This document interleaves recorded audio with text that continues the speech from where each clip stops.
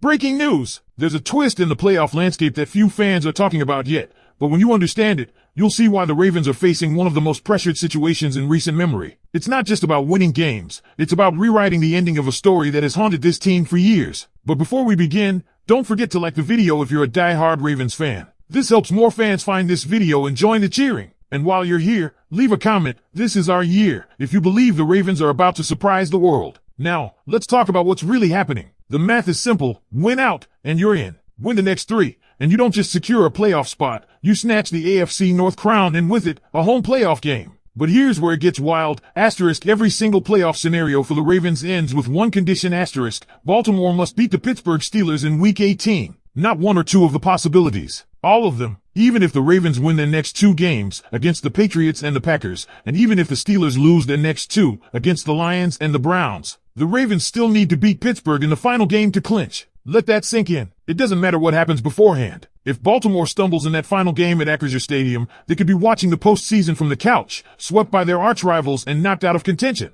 The margins couldn't be slimmer, and the stakes couldn't be higher. This has become more than just a divisional matchup. It's a battle for survival, and it's exactly the kind of drama Ravens fans live for. But that doesn't mean it's going to be easy. The Steelers have already beaten Baltimore this season. Another win would give them the sweep and the tiebreaker. Right now, Pittsburgh sits at 8-6, a game above Baltimore at 7-7. If the Ravens go on a streak and get to 9-7 while the Steelers drop to 8-8, the finale would still decide it all. If the Steelers win that, both teams end up at 9-8, and Pittsburgh claims the tiebreaker due to the season sweep. That's the nightmare scenario for Ravens fans, and it's also the most realistic one unless this team finally closes out games with consistency. And let's not act like it's smooth sailing until Week 18. While the Patriots might look like a weaker opponent on paper, and the Packers are an enigma, the Ravens haven't exactly been a model of offensive consistency. Which brings us to another major issue, execution. Let's talk offense. Lamar Jackson returned to practice, and while that's a relief, it doesn't erase the bigger concern. This offense is still heavily reliant on Lamar's ability to create something out of nothing.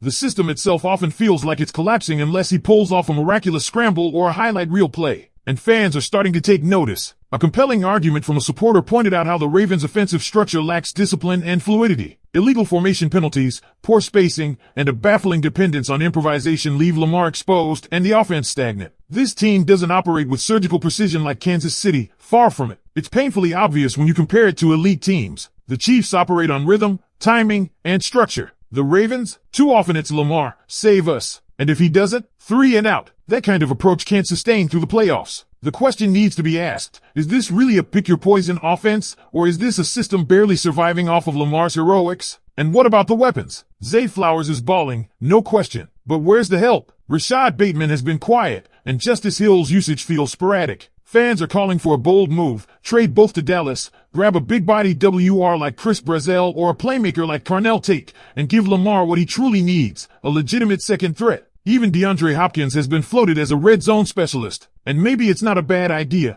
because if Lamar is going to carry this team, the least the front office can do is give him the firepower. But even with more weapons, what's the point if the offensive line doesn't hold up? Pass protection continues to be a glaring issue. Injuries have shuffled the unit all year, and fans are frustrated watching potential wasted due to breakdowns up front. You can't ask your quarterback to be Superman every snap, especially when the supporting cast can't even get lined up correctly half the time. Add to that the injuries, Chidobe Awuzie didn't practice, and nose tackle John Jenkins is now mysteriously absent. Those absences might not sink the ship, but they're water in the hull of a team trying to stay afloat in the final weeks. On the brighter side, Roquan Smith, Ronnie Stanley, Kyle Van Noy, and Lamar all returned to practice. These are the leaders Baltimore needs at full strength for this final stretch. The truth is, Ravens fans have seen this movie before, and the ending hasn't always gone their way. But something feels different this time, doesn't it? The adversity, the tension, the injuries, the inconsistencies, they've all been there before. But unlike previous seasons, this team is showing flashes of resilience when it matters. And that starts with Lamar Jackson. The chatter around Lamar is always the same. Can he do it in the playoffs? Can he lead this team when the lights are the brightest? What's been overlooked is just how much he's already doing before the postseason even starts. He's not just trying to win games, he's carrying a flawed offensive structure, a shaky O-line, and a receiving core that's yet to consistently deliver outside of one rookie. And yet, he's still managing to keep Baltimore alive in the playoff hunt.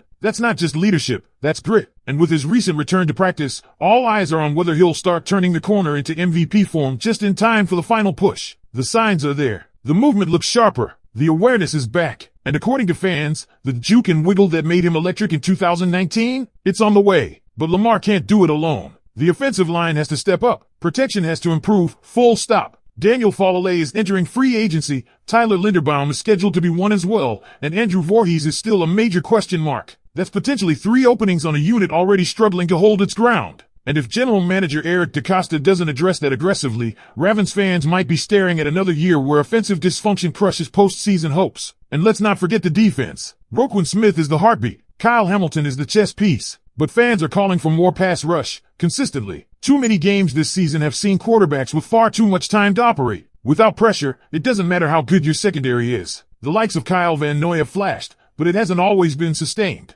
Some are even hoping for a reunion with Matthew Judon or a wild card signing like Draymond Jones. Because if you can't make life miserable for opposing QBs in January, you're not going far. And speaking of reinforcements, fans haven't forgotten about the red zone woes. It's why names like DeAndre Hopkins are being floated, not for a full offensive role, but for situational dominance where it counts. Imagine a red zone package with Hopkins, Zay Flowers, and a revived Mark Andrews. That's a nightmare for defenses, and Ravens fans are getting bolder with their dreams. After all, if you're going to ask Lamar to save the game every Sunday, at least give him the tools to do it without needing divine intervention every snap. But here's something that's gone under the radar: coaching. Fans are beginning to question whether offensive coordinator Todd Monken is maximizing this roster. Too often, the play calling looks conservative. Too often, it looks like the scheme isn't helping Lamar, but making his job harder. Compare that to how Kansas City uses motion, misdirection, and structure to make life easier for Patrick Mahomes. Baltimore, on the other hand, sometimes looks like they're still improvising from the huddle. Then there's the fan frustration with tight formations and heavy personnel packages that compress the field. The Ravens are still using 21 and 22 personnel far more than modern offenses around the league. That shrinks the space, invites pressure, and forces Lamar to create on the fly. You can't play backyard football and expect to win championships in today's NFL. There has to be a structure that makes sense, and a scheme that puts your best players in position to succeed. And right now, some fans believe the philosophy isn't matching the potential, that the Ravens' offense isn't broken because of talent. It's broken because it's being asked to do too much with too little structural help. Still, there's hope, and it's not delusional. It's rooted in something real. This team, when healthy and focused, can beat anyone. The defense has playmakers. The offense, for all its flaws, has spark. The locker room is tight. The fight is there, and the path is clear.